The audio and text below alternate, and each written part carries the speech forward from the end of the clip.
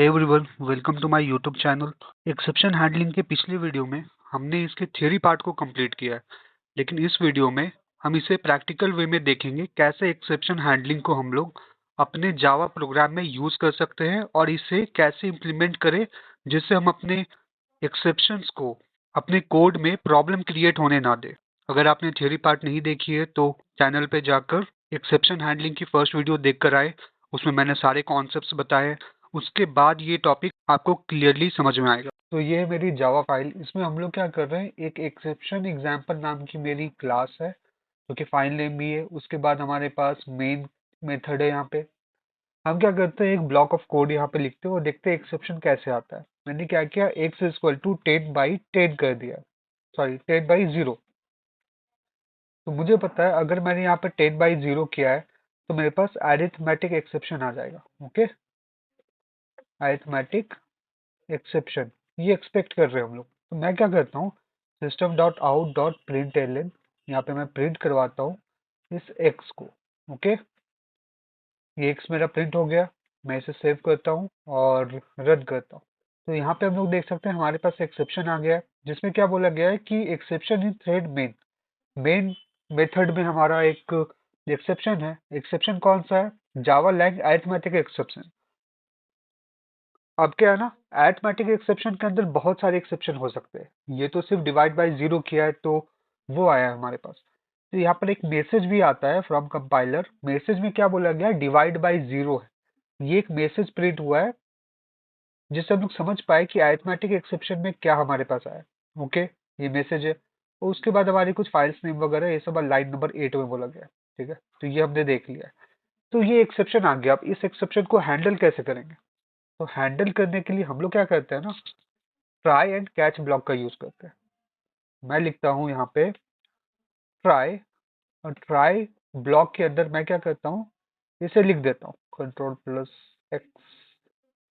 चलो, इसे मैंने लिख दिया। एक काम करता हूँ, मैं एक्स का नाम रिजल्ट रखता हूँ। चलो, ये रिजल्ट हम लोग प्रिंट करवा रहे हैं। तो ये क्या है ना, ट्राई के अंदर मैंने इसे क्यों रखा, क्योंकि मैं एक्सपेक्ट कर रहा हूँ इस ब्लॉक ऑफ कोड में एक्सेप्शन आ सकता है। तो जहां पर मुझे लगेगा यहाँ पर एक्सेप्शन आ सकता है उसे हम लोग ट्राई के अंदर रखेंगे। अदरवाइज हमें बाकी चीजों को ट्राई के अंदर रखने की जरूरत नहीं है। अब उसके बाद क्या करेंगे, ट्राई लिखा है तो कैच लिखना पड़ेगा।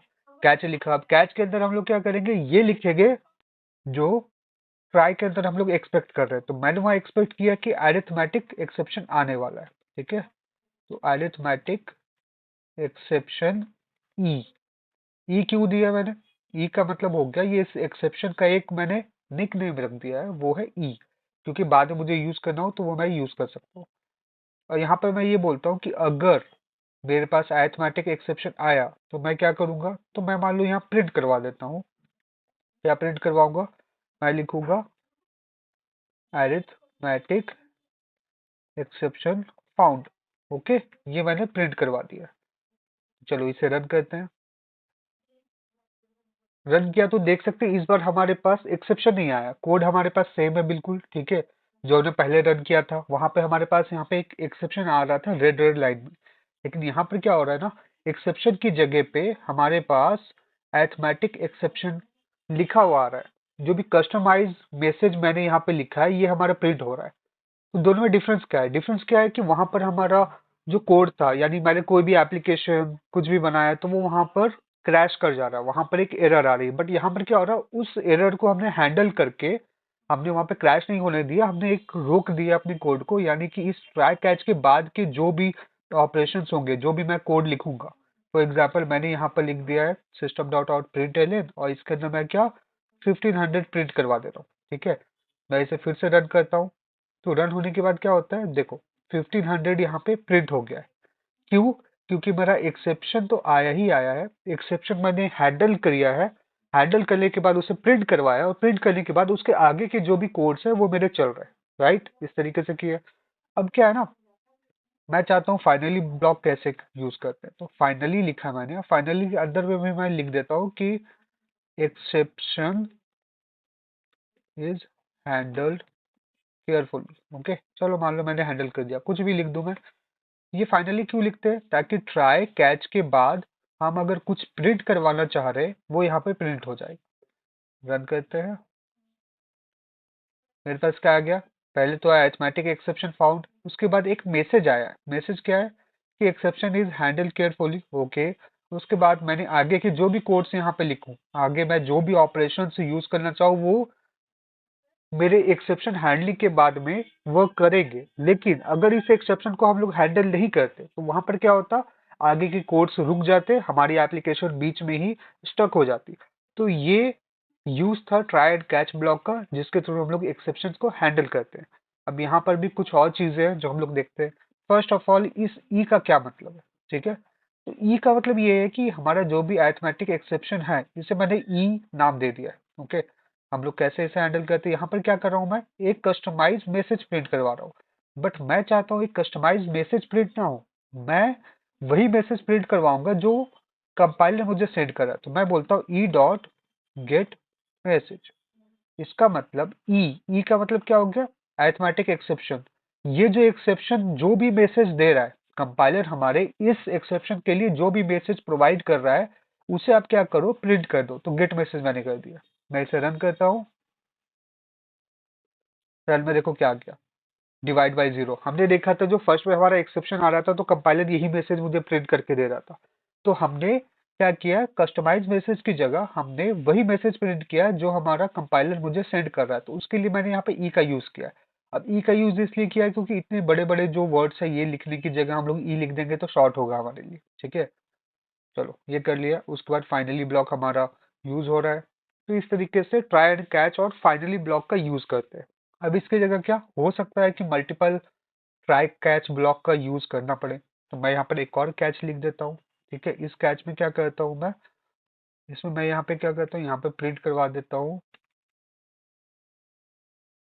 E dot gate message. यहाँ पर भी वही मैसेज मैं प्रिंट करवाता हूँ जो कि मुझे कंपाइलर से मिल रहा है, राइट। ठीक है, add index out of bounds exception, यानी मैंने ये बोला है इस ट्राई ब्लॉक को आप रन करो, इसमें अगर अरिथमेटिक एक्सेप्शन आए, ठीक है, तो आप ये वाला काम करना। अगर ये नहीं आए तो ये चेक करना। ये काम करता हूँ ना, मैं पहले इसे डिलीट करता हूँ, ठीक है। और उसके बाद क्या करता हूँ ना, प्रिंट करवाता हूँ कुछ और। मैंने लिखा एक एरे क्रिएट किया मैंने ARR, और उसमें मैंने वैल्यूज स्टोर किए 1 2 3 4 5। ओके, ये मैंने वैल्यूज स्टोर की। और यहाँ पर क्या करता हूँ, उस एरे की 8 इंडेक्स को मैं प्रिंट करवाना चाहता हूँ। वैसे देखो, मैं अगर सेकेंड इंडेक्स प्रिंट करवाना चाहूँ, ठीक है, पहले वो दिखाता हूँ। सेकेंड इंडेक्स प्रिंट करवाना चाहे तो देखो यहाँ पे मेरे पास 3 आ गया, क्योंकि 1 जो है वो जीरो इंडेक्स, 2 फर्स्ट इंडेक्स, 3 जो है वो सेकेंड इंडेक्स, तो मेरे पास प्रिंट हो गया। अब मैं चाहता हूँ यहाँ पर 8 इंडेक्स आए। 8वां इंडेक्स यहाँ पर अवेलेबल है नहीं, तो यहाँ पर एक मेरे पास एक्सेप्शन आने वाला है। तो मैंने यहाँ पे रन किया तो देखो यहाँ पे मेरे पास क्या हुआ, एक एरर आ गया। एरर क्यों आया है, क्योंकि भाई ऐसा हुआ है कि मैंने एक्सेप्शन हैंडलिंग की है, लेकिन जो एक्सेप्शन हैंडल करना था वो हैंडल नहीं किए। मतलब यहाँ पर कौन सा एक्सेप्शन आ रहा है, देख सकते हैं, array index out of bound exception. Okay, लेकिन हमने कौन सा एक्सेप्शन हैंडल किया, अरिथमेटिक एक्सेप्शन। तो अब ये अरिथमेटिक एक्सेप्शन तो काम का नहीं है। तो इस कंडीशन में हम लोग एक मल्टीपल कैच ब्लॉक लिखते हैं। यहाँ पर देखो मैंने जो पहले कोड लिखा था उसे प्रिंट किया। यहाँ देखो क्या किया मैंने, अरिथमेटिक एक्सेप्शन को हैंडल किया और उसने प्रिंट कर दिया ई डॉट गेट मैसेज। इसमें क्या होगा ना, पहले हमारा ट्राई ब्लॉक चलेगा, उसके बाद फर्स्ट एक्सेप्शन पे ध्यान आएगा कि भाई फर्स्ट एक्सेप्शन कैच हो रहा है नहीं हो रहा है। फिर सेकेंड एक्सेप्शन पे आएंगे, ये कैच हो रहा है, अगर ये कैच हुआ तो ये काम होगा, अदरवाइज उसके बाद अगर इन दोनों के अलावा कोई और एक्सेप्शन आएगा तो वहां पर कोड हमारा स्टक हो जाएगा। देखते हैं हम लोग इसे रन करके। रन किया, यहाँ पर क्या आ गया, index 8 out of bound for length 5, यानी हमारा एक्सेप्शन कैच हो गया है। कैच होने के बाद में हमने उसमें जो भी कंपाइलर ने मैसेज किया वो हमने यहाँ पे प्रिंट कर दिया। तो इस तरीके से हमने मल्टीपल कैच ब्लॉक्स का यूज कर सकते हैं फॉर मल्टीपल एक्सेप्शंस। लेकिन अब क्या है ना, बार बार हम लोग, अगर हमारे पास 10 तरह के एक्सेप्शन है तो उनको हर बार हैंडल करना पॉसिबल नहीं है, ठीक है। यानी पॉसिबल तो है लेकिन वो काफी लेंदी हो जाता है। तो हमारे पास एक और तरीका है, उसमें क्या करते हैं, इसे मैं कमेंट आउट करता हूँ। अब देखो, कभी कभी क्या हो सकता है कि तुम्हारे पास कौन से एक्सेप्शन आएंगे वो तुम गेस नहीं कर पा रहे हो। जैसे कि यहाँ पर हमने गेस किया था कि भाई array index out of bound exception आ सकता है। अब कभी ऐसा हुआ कि तुम्हारे पास एक्सेप्शन कौन सा आने वाला है वो पता नहीं, तो क्या करते हैं, उसके लिए भी एक है, मैं कैच के अंदर सिर्फ लिखता हूँ एक्सेप्शन ई।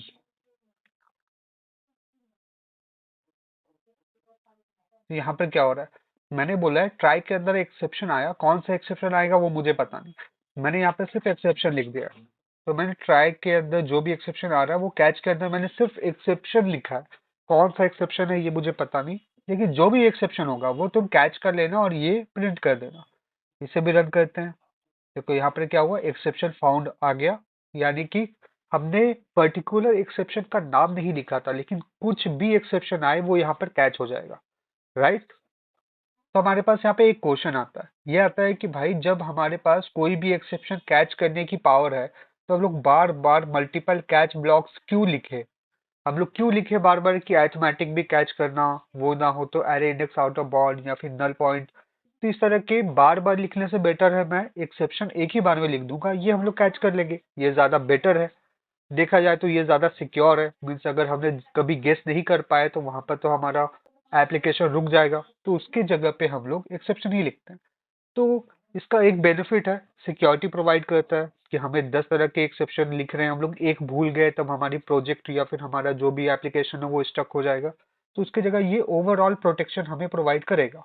लेकिन इसका एक डीमेरिट ये है ना कि ये टाइम कंज्यूमिंग है, मतलब हमने यहाँ पर पर्टिकुलर लिखा है कि अरिथमेटिक एक्सेप्शन ही आने वाला है यहाँ पर, तो आप सिर्फ इस पे ध्यान देना। तो हमारा कंपाइलर क्या करेगा, सिर्फ अरिथमेटिक एक्सेप्शन चेक करेगा। लेकिन अगर मैंने सिर्फ एक्सेप्शन लिखा है तो वहां पर क्या होता है कि वो ओवरऑल उसके पास, मान लो अगर एक्सेप्शन क्लास के अंदर 50 तरह के एक्सेप्शन है फॉर एग्जाम्पल, तो वो एक एक करके 50 को ट्रैक करेगा। मान लो 30 नंबर वाला एक्सेप्शन हमारा कॉट हुआ, तो उसके पहले के 29 इसने रन करके देखा, एक्सेप्शन आया नहीं आया, तब वो 30 पे आया।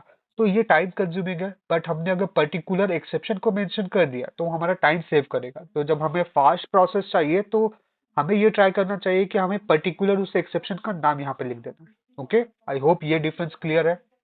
ये सारी चीजें हमने देख ली। एक और यहाँ पे बात आती है कि अगर मेरे पास दो एक्सेप्शन आए तब क्या होगा, मतलब मैं इसे हटाता हूँ। ये मेरे पास दो एक्सेप्शन थे, arithmetic exception and array index out of bound. यहाँ पर क्या हो रहा है, array index out of bound हो रहा है। मैं इसके ऊपर एक और लिख देता हूँ, system dot out dot print L, और इसके बाद मैंने लिखा है 10 डिवाइडेड बाई 0, ये प्रिंट कर देना। ठीक है, तो हम क्या यहाँ पे एक्सपेक्ट कर रहे हैं, यहाँ पर हमारा अरिथमेटिक एक्सेप्शन आने वाला है, और जस्ट उसके नीचे में हमारे पास array index out of bound, यानी एरे एक्सेप्शन मैंने शॉर्ट में लिख दिया। ठीक है, एरे का एक्सेप्शन आने वाला है। तो इन दोनों में से कौन सा पहले एग्जीक्यूट होगा या क्या होगा, हम लोग जैसे ही ब्लॉक रन करना स्टार्ट करेंगे तो यहाँ पर हमारे पास एक्सेप्शन कॉट हो गया। एक्सेप्शन जैसे ही आया उसके बाद इसके आगे के ब्लॉक रन होंगे, यानी नेक्स्ट लाइन, तो यहाँ पर ठीक है ये रन हो गया। उसके बाद थर्ड लाइन में फिर से हमारा एक्सेप्शन आ गया। तो इस कंडीशन में जब एक ही ट्राई ब्लॉक के अंदर मल्टीपल एक्सेप्शंस आएंगे तो कैसे हमारा कंपाइलर उसे हैंडल करेगा। ठीक है, अब यहाँ पर या तो अरिथमेटिक एक्सेप्शन प्रिंट होगा, ठीक है, या तो हमारा array index out of bound exception print होगा, या तो दोनों होंगे। ये चेक करते हैं, रन किया, देखो डिवाइड बाई 0 आ गया, मतलब अरिथमेटिक एक्सेप्शन को हमने पकड़ लिया है। उसके बाद क्या है, array index out of bound exception जो है ना वो रन ही नहीं हुआ। पहला ही एक्सेप्शन आने के बाद उसके बाद के जितने भी कोड है वो टर्मिनेट हो गए, वो रन नहीं हुए। उसके बाद वो कैच होते ही फाइनली ब्लॉक रन हुआ, उसके बाद के कोड रन हो गए। तो हमने ये क्या देखा, ट्राई ब्लॉक के अंदर जहां पर भी हमारा एक्सेप्शन मिलेगा उसके आगे के लाइंस हमारे नहीं रन होंगे। ओके, ये चीज क्लियर है। ठीक है, अभी हमने लगभग ऑलमोस्ट सारी चीजें देख ली हैं। अब एक और पार्ट आता है, वो होता है यूजर डिफाइन एक्सेप्शन। तो इसे हम लोग कैसे हैंडल करते हैं, कैसे हम लोग इसे डिफाइन करते हैं वो देखते हैं। तो यहाँ पर क्या करता हूँ, मैं एक नया क्लास बनाता हूँ। ठीक है, इस क्लास का नाम रखता हूँ मैं custom exception. Okay, custom exception नाम का मेरा क्लास है, उसे मैं एक्सटेंड करना मतलब इनहेरिट कर रहा हूँ एक एक्सेप्शन क्लास से। ओके, चलो एक्सटेंड कर लिया। अब इसके अंदर मैं एक कंस्ट्रक्टर बनाता हूँ, एक्सेप्शन एक स्ट्रिंग मैसेज, तो ये मेरा मेथड है। इसके अंदर हम क्या करते हैं, सुपर कॉल करते हैं और मैसेज को प्रिंट करते हैं। चलो ये कर दिया है। मैंने एक क्लास तो बना ली है। अब उस क्लास को, अब मेरा काम है उससे कैच करना। ये जितने भी कोड है मैं इसे हटाता हूँ। ठीक है, यहाँ पर हमारी मेन क्लास है। मेन क्लास के बाद एक मैं और मेथड बनाता हूँ। ठीक है, इस मेथड में मैं क्या करता हूँ ना, एक वैलिड एज नाम का, यानी static void valid age, validate age. यहाँ पर मैं एक इंट एज नाम का पैरामीटर लेता हूँ। अब क्या करता हूँ, मैं बोलता हूँ if age is less than 18। ठीक है, तब आप एक काम करना, प्रिंट कर देना। मैं प्रिंट नहीं करवाता हूँ, यहाँ थ्रो एंड थ्रोज का यूज करता हूँ, देखता हूँ वो कैसे होते हैं। ठीक है, थ्रोज हमेशा मेथड के साथ यूज होता है। ये मेथड लिख रहा हूँ, अब मैं मेथड में ही बता देता हूँ कि भाई मैंने मेथड के अंदर में, मुझे ट्राई कैच ब्लॉक लिखने की जरूरत नहीं। मैंने बोला मेथड के अंदर में ही एक एक्सेप्शन आ सकता है, तो मैंने इसे स्टार्टिंग में ही बोल दिया कि हो सकता है ये थ्रोज करे कौन सा एक्सेप्शन, या तो अरिथमेटिक एक्सेप्शन कर सकता है। ठीक है, अरिथमेटिक एक्सेप्शन हो सकता है ये आपका थ्रोज कर सकता है, बट यहाँ पर मैं अरिथमेटिक या फिर इनबिल्ट जो भी एक्सेप्शन थे वो यूज नहीं कर रहा हूँ। मैं चाहता हूँ कस्टमाइज, तो अरिथमेटिक को हटाता हूँ मैं, और मैंने जो एक्सेप्शन बनाया था, कौन सा था, कस्टम एक्सेप्शन, इसे मैं लिख देता हूँ कि हो सकता है ये एक्सेप्शन थ्रो करे। तो यहाँ से देख सकते हैं एरर नहीं आ रहा है, मतलब मेरा कस्टम एक्सेप्शन काम कर रहा है। तो अगर जब भी ये एरर थ्रो हो, तो आप ये करना, थ्रो कर देना न्यू कस्टम एक्सेप्शन, और यहाँ पर आप लिख देना एज मस्ट बी 18 और एबव। ओके, तो यहाँ पर मेरा ये आ गया। तो इस पे हमने क्या किया, इफ एल्स का यूज नहीं किया, इफ एल्स की जगह मैंने थ्रो और थ्रोज का यूज किया है। तो थ्रोज का भी यूज हम लोग एक्सेप्शन हैंडलिंग के लिए करते हैं, बट यहाँ पर एक डिफरेंस ये है ना कि थ्रोज हम लोग पूरे एक मेथड के लिए यूज करते हैं। फर्स्ट ये हो गया। उसके बाद क्या है, उसके बाद ये है कि थ्रो और थ्रोज में सेम काम तो होंगे, लेकिन एक डिफरेंस आता है, वो डिफरेंस हम लोग आगे देखते हैं। ठीक है, यहाँ पर तो मैंने ये लिख दिया। यहाँ पर क्या है, थ्रोज को मैंने मेथड के पास लिखा, और थ्रो मैं वहां पर लिखूंगा जहां पर एक्सेप्शन आने वाला है। ठीक है, जहां पर मुझे एक्सेप्शन शो करना है वहां पे मैं थ्रो का यूज करूंगा। चलो ये हो गया। अगर ये लेस देन 18 नहीं है तो फिर एल्स में मैं लिख देता हूँ, या एल्स लिखने की जरूरत भी नहीं है यहाँ पे। तो मैं यहाँ पर लिखता हूँ system dot out dot print ln. ठीक है, और यहाँ पे क्या लिख देता हूँ मैं, एलिजिबल फॉर वोट। ये मेथड को मैंने लिख लिया है। इस मेथड को पब्लिक स्टैटिक वॉइड मेन में कॉल करता हूँ वैलिडेट एज, और इसके अंदर एक इंटीजर वैल्यू मुझे देनी होगी जो कि मैं 15 देता हूँ। अब देखता हूँ क्या रन। ठीक है, मुझे क्या करना है, यहाँ पर एक थ्रो एक्सेप्शन दिया है मैंने, तो यहाँ पर भी मुझे लिखना पड़ेगा। क्यों, क्योंकि इस मेथड में अगर आपका कोई भी एक्सेप्शन हैंडलिंग हो रहा है, तो हो सकता है इस मेथड में जब हम लोग उसे कॉल कर रहे हैं तो वहां पे एक्सेप्शन हैंडलिंग हो, तो वहां पर भी मुझे इसे ऐड करना पड़ेगा। ठीक है, मैंने किया है। अब मैं इसे रन करता हूँ। यहाँ पर मेरे पास एरर आया है, एज मस्ट बी 18 और एबव। अब यहाँ पे देख सकते हैं मैंने कस्टमाइज मैसेज प्रिंट करवाया। ठीक है, कस्टमाइज मैसेज प्रिंट करवाया, बट उसे एज अ एक्सेप्शन फॉर्म में दिख रहा है। ये उसी तरह का एक्सेप्शन है जो हमारा कंपाइलर बाय डिफॉल्ट हमें देता है, लेकिन मैं चाहता हूँ कि एक्सेप्शन उसी तरह से आए जैसे कंपाइलर सेट करता है, बट मेरे कस्टमाइज मैसेज की तरफ से। ठीक है, तो उस तरीके का कस्टमाइजेशन हमारे पास अवेलेबल है। वैसे तो लेस देन 18 कोई एक एक्सेप्शन होता नहीं, बट हमने वो एक्सेप्शन खुद से क्रिएट किया है, और उसे एज अ कंपाइल एरर मैंने पूरी तरीके से शो किया कि भाई ये कस्टम एक्सेप्शन है। ठीक है, ये लाइन नंबर 18 पे आया है, और लाइन नंबर 13 पे भी। 13 पे इसलिए क्योंकि यहाँ पे वैलिडेट एज मेथड कॉल हुआ है, और उसके बाद 18 पे इसलिए क्योंकि 18 पे यहाँ पर एक्सेप्शन थ्रो हो रहा है। तो जब भी मुझे ऐसा करना है कि भाई ये पूरे एक रेड कलर में एक्सेप्शन शो हो, तो थ्रोज का यूज कर सकते हैं। ठीक है, तो ये था हमारा एक कस्टमाइज एक्सेप्शन। अब मैं क्या करता हूँ, थ्रोज का एक और एग्जाम्पल दिखाता हूँ। ठीक है, उसके लिए मैं इसे रिमूव करता हूँ। यहाँ पर देखो थ्रोज में कस्टम एक्सेप्शन दे दिया है। अब मैं यहाँ पर एक काम करता हूँ, int x equal to 5, x equal to 5 है, इसमें मैं लिखता हूँ थ्रोज कस्टम एक्सेप्शन।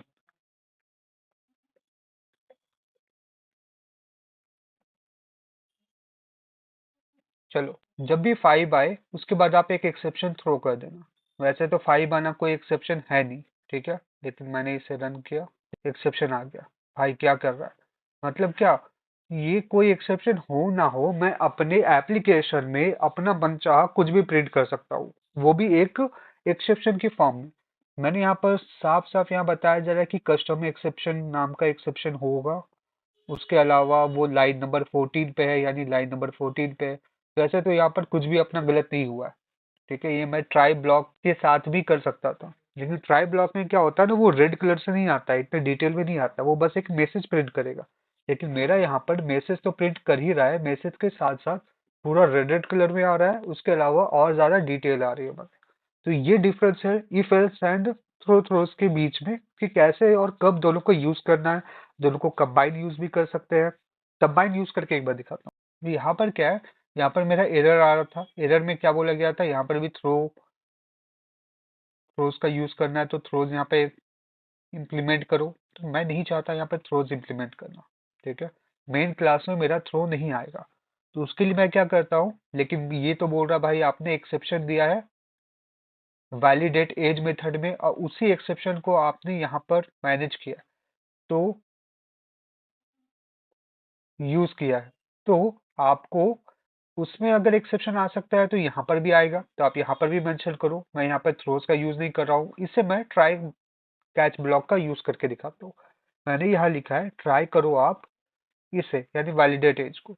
यहाँ पर अगर एक्सेप्शन कैच हो रहा है, कैच लिखता हूँ, कैच में कौन सा एक्सेप्शन कैच होगा, तो मेरा कस्टम होगा, कस्टम एक्सेप्शन ई, इसे कैच करो, और उसके अलावा आप यहाँ पे प्रिंट कर दो एक्सेप्शन साथ में ई डॉट गेट मैसेज। अब देख रहे हैं मेरा एरर नहीं आया, क्योंकि यहाँ हमने थ्रोज का यूज करके एक्सेप्शन को हैंडल किया है, और मेन मेथड में हमने ट्राई कैच का कर लिया है, तो दोनों एक साथ भी कर सकते हैं। रन करके दिखाता हूँ। रन करने से डिफरेंस ये आया है कि मेरा यहाँ पर रेड रेड लाइन में प्रिंट नहीं हुआ, मुझे यहाँ पर डिटेल्ड एक्सेप्शन नहीं मिले, मुझे बस एक मैसेज प्रिंट हो गया। तो जब नॉर्मल सा कोई एरर हो या एक्सेप्शन हो तो मैं नॉर्मल मैसेज प्रिंट करवाऊंगा। अब जब मुझे एक सीरियस एक्सेप्शन मिल जाए, मुझे यूजर को डराना हो तो रेड कलर से मैं प्रिंट कर दूंगा। ओके, वैसे तो ये रेड कलर यहाँ पे सिर्फ आ रहा है हमारे कंपाइलर में, बट हमारा जो मोबाइल एप्लीकेशन हो या वेबसाइट एप्लीकेशन, तो वहाँ जरूरी नहीं कि कलर वैसा हो, जस्ट एन एग्जाम्पल। ओके, तो ये टोटल एक्सप्लेनेशन थी एक्सेप्शन हैंडलिंग की। आई होप इस एक्सेप्शन हैंडलिंग में काफ़ी चीज़ें सीखी होगी। एक्सेप्शन हैंडलिंग में ज़्यादा टॉपिक्स नहीं है, इतनी ही चीज़ें थी, बस इसे हम लोग बार बार यूज़ करेंगे सो डैट हम कंफर्टेबल हो जाए कि कब और कैसे यूज़ करने और कितने तरीके से इसे यूज़ कर सकते हैं।